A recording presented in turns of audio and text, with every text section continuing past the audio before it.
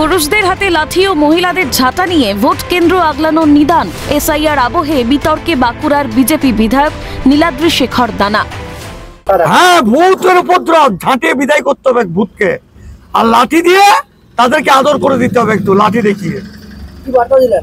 একদম বার্তা হচ্ছে রাষ্ট্রকে রক্ষা করতে গেলে, জাতীয় নিরাপত্তাকে সুনিশ্চিত করতে গেলে প্রত্যেককে স্বাবলম্বী হতে হবে এবং কঠোর থেকে কঠোরতম হতে হবে।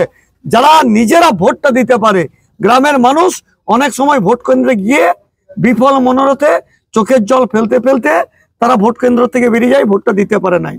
হাউতাস করে আমার ভোটটাকে দিল গো, কোন ভূতে দিল গো, সেই ভূত যাতে না ঢুকতে পারে, ভূত যাকে ঝাঁটিয়ে বিদায় করতে হবে আর লাঠি দিয়ে তাড়ি নিয়ে যেতে হবে বাঁশবাগানে যেখানে ভূতরা আশ্রয় নেয়। বিজেপি বিধায়কের এমন নিদানের জবাবে মুখ খুলেছে শাসক দল।